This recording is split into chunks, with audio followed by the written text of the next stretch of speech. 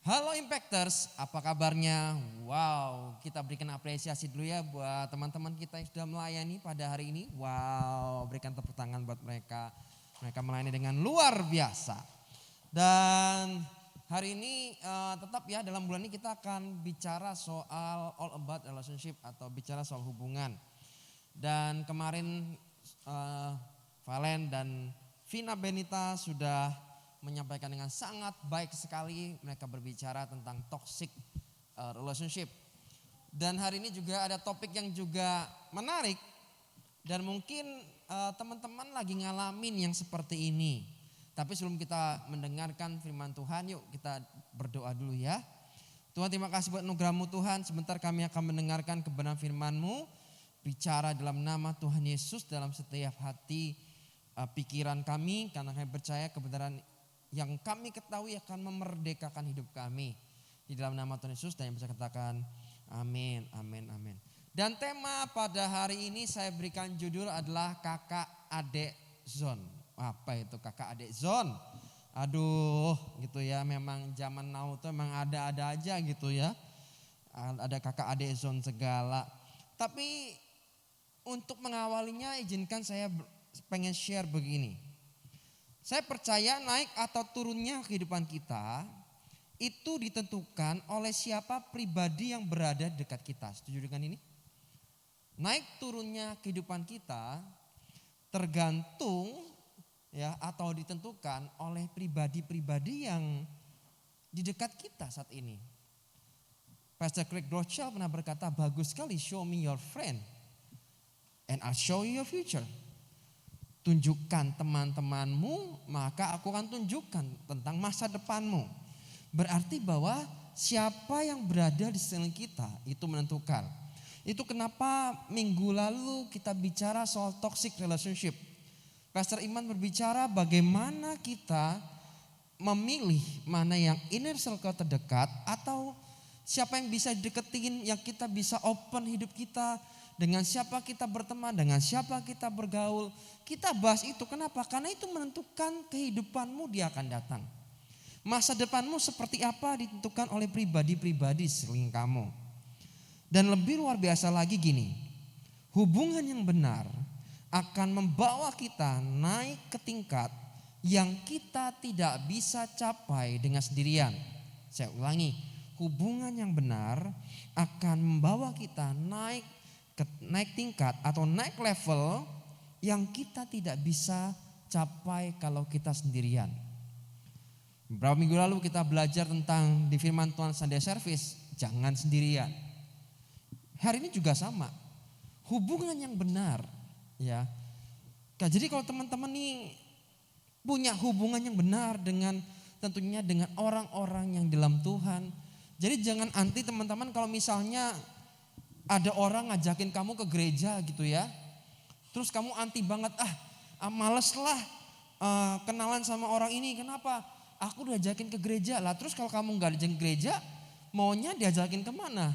Atau kamu lebih suka diajakin nongkrong? Atau diajakinnya ke diskotik? Atau ke bar? Atau apa yang kamu suka? Atau mungkin ada teman-teman yang ngajakin kamu, yuk ikut sisi yuk. Nah, ini dia. Yuk coach Siu, kamu bilang apa? Kamu berkata aku selalu sibuk, aku gak punya waktu. Padahal kamu punya waktu, tapi kamu gak mau ikut, gak mau join misalnya. Kamu lebih suka melakukan kegiatan-kegiatan yang lain bersama dengan teman-temanmu. Mungkin nongkrong, mungkin gibain orang gitu ya. Jadi mungkin lagi nyinyirin orang, tapi milihnya sama orang-orang yang model begitu. Padahal hubungan yang benar akan membawa kamu ke level atau membawa kamu ke tingkat yang kamu gak bisa capai dengan sendirian. Jadi betapa pentingnya siapa orang-orang di sekitar kita.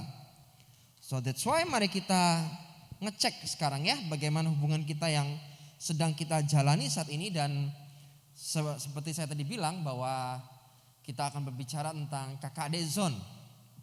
Apa itu kakak adik zone?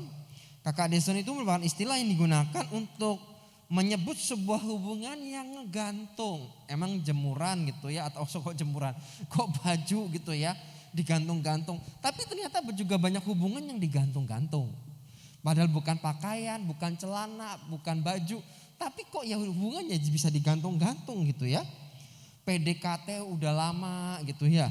PDKT udah lama, terus mungkin tiktokan bareng, mungkin cover lagu bareng, antar jemput, mungkin kayak ngalahin tukang gojek gitu ya.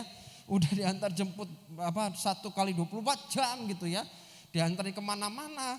Tapi ternyata kalau ditanya ini kakak cuman kakak adik doang. Aduh, kakak adik ketemu gede. Dan lalu jadi sahabat. Nah, sahabat dekat panggilannya kakak adik. Banyak kasih perhatian dan ingin melanjutkan hubungan yang lebih jauh lagi. Dan taunya ketika diajak untuk serius, ke level yang lebih serius, si cewek mungkin nanya, si cowok mungkin tanya gitu ya. Hai, kita kan udah lama nih ya. Aku udah antar jemput kamu gitu ya. Aku udah antar jemput kamu ulang tahun aku kasih kado yang paling istimewa gitu ya. Dikasih surprise lah, apalah. Terus hubungan kita selama ini apa?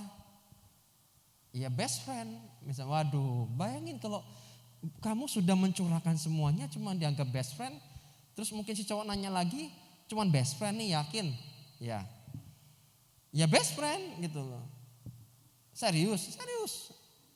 Cuma dianggapnya best friend doang. Menyakitkan gak sih? Menyakitkan. Jadi bagi yang cewek misalnya jangan sampai ada hubungan-hubungan yang seperti ini gitu loh. Ya. Ada kakak adik zone, hubungannya digantung-gantung karena kamu merasa enak ya, ternyata ya diginiin tuh enak ya. Nah, buat yang lagi ngadepin misalnya kakak adik zone, dengerin dulu ya gimana caranya kita bisa move on dari sana.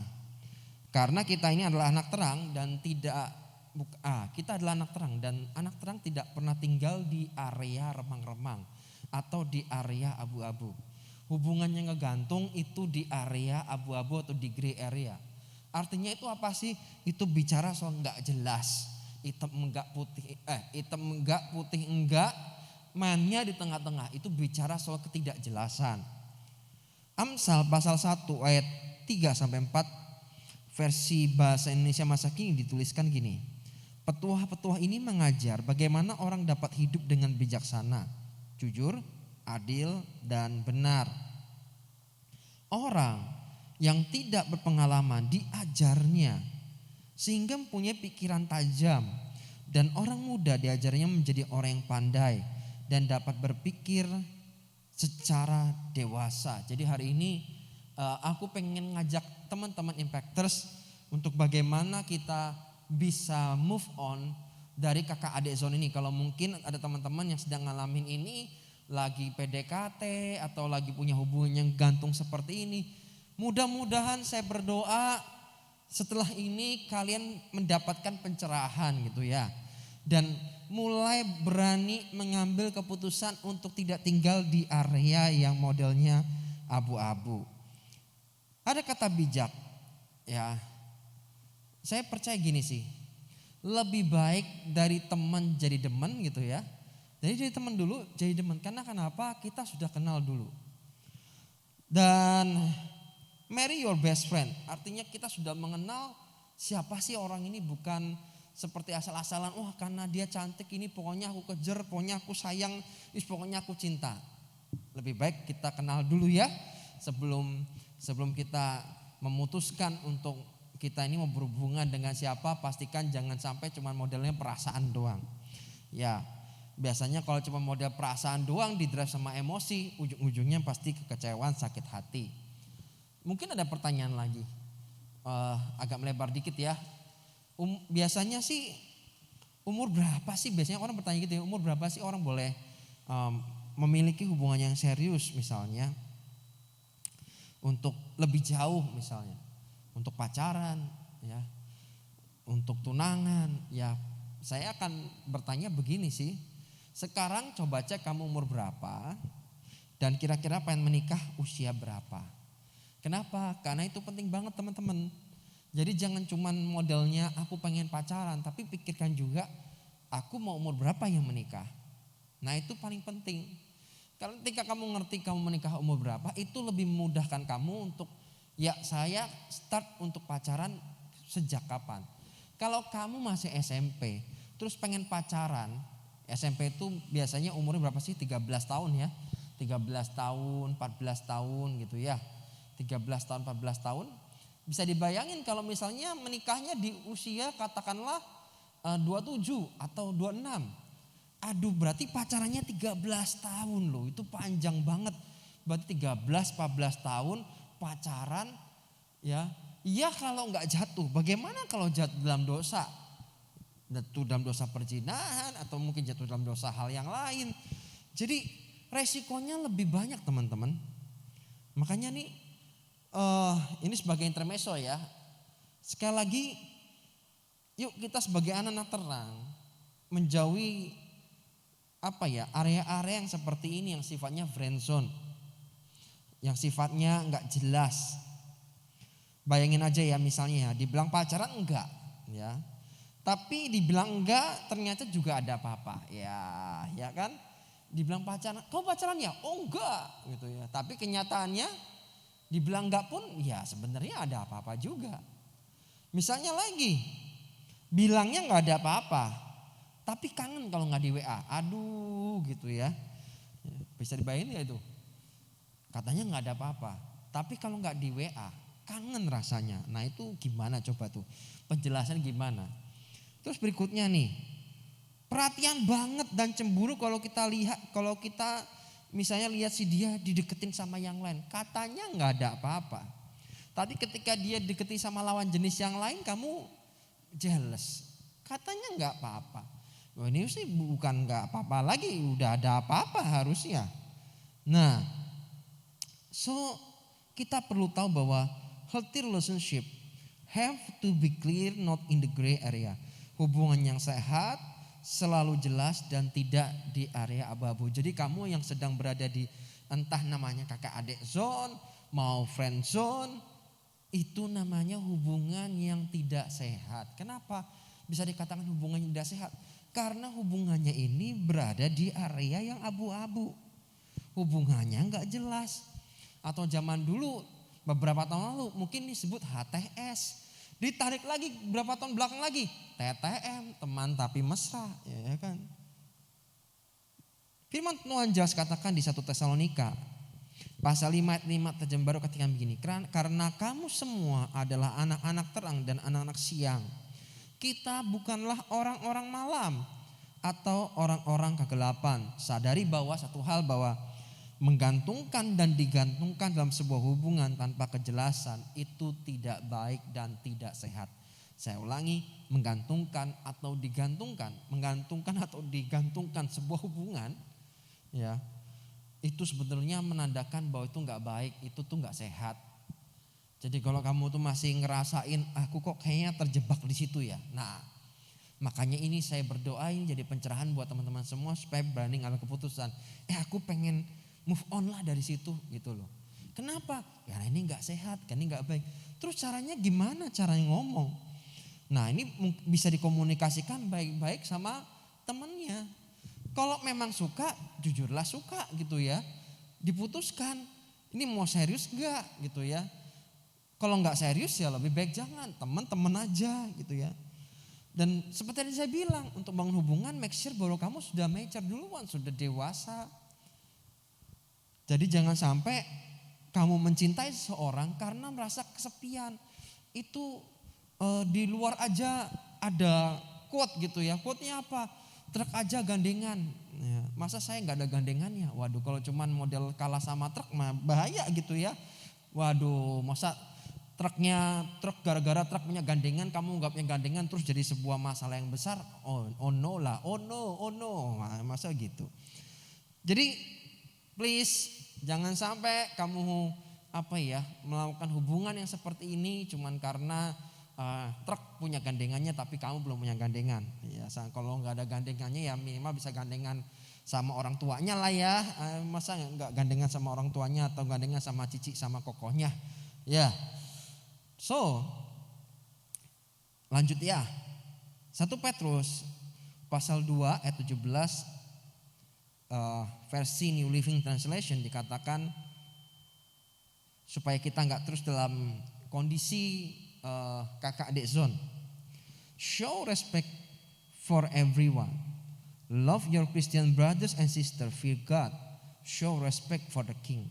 Kalau kita lihat sebetulnya kuncinya itu apa sih? Respect. Jadi untuk para ladies, ada yang ladies di sini? Wow. Kalau kamu seorang perempuan, seorang cewek, coba tolong dengerin ya. Kalau ada yang seperti itu, misal ada laki-laki yang coba deketin kamu, rela antar jemput kamu, ngalahin tukang Gojek, tukang Grab gitu ya. Terus juga selalu punya bikin surprise, nyiapin hadiah yang paling istimewa. Terus dia selalu ada dia selalu ada dan hadir. Waduh, itu kayak pos polisi aja gitu ya, bisa lapor ya. Pokoknya dia selalu ready, selalu siap gitu, selalu ada buat kamu. Ya ini kamu juga harus hati-hati. Gak mungkin dia ini cuman pengen jadi temen aja. Biasanya orang begini juga mungkin bahasa gaulnya adalah sebenarnya dia ini ngarep sebetulnya. Ya, ngarep. Tahu ngarep? Ngarep itu berharap, teman-teman. Jadi orang begini jangan teman-teman yang cewek terutama, kalau ada laki-laki lagi seperti ini tolong jangan dimanfaatkan ya. Jika nggak suka ya ngomong nggak suka dari awal, tapi kita ada batasannya, ada boundariesnya gitu. Kalau nggak ada batasannya, ini si cowok akan ngarep terus. Oh ini kayaknya dia mau, soalnya apa? Aku anterin dia mau kok.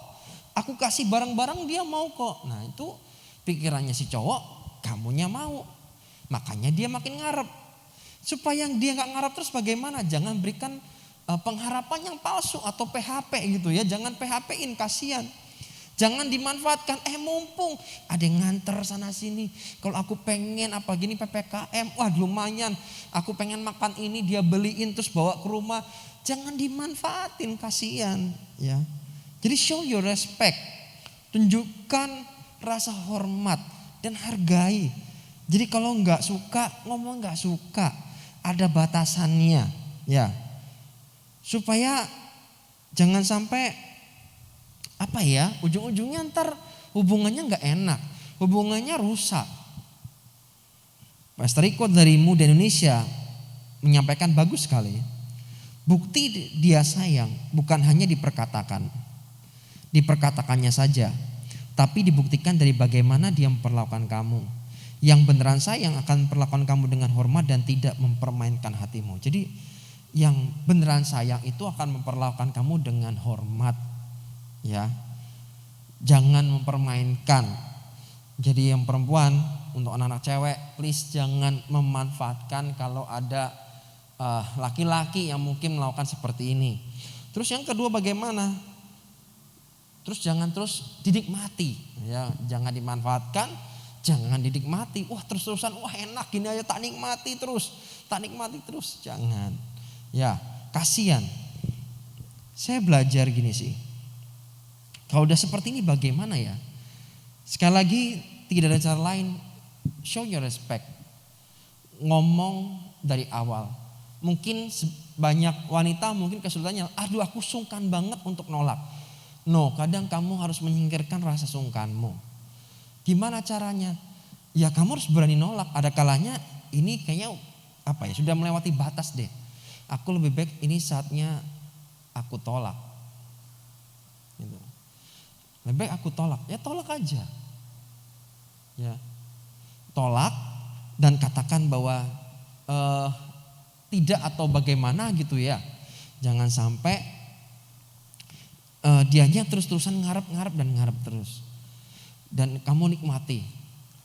Jadi supaya kita ini jadi orang yang tidak suka memanfaatkan orang, hidup benar. Satu hal, yuk kita beralih yuk dari kehidupan yang seperti ini, dari hubungan yang gak jelas begini, hubungan yang gantung kayak jemuran begini. Aku berdoa buat teman-teman semua yang mungkin mendengarkan pada hari ini dan kamu nonton ibadah dan ikut ibadah pada hari ini, make sure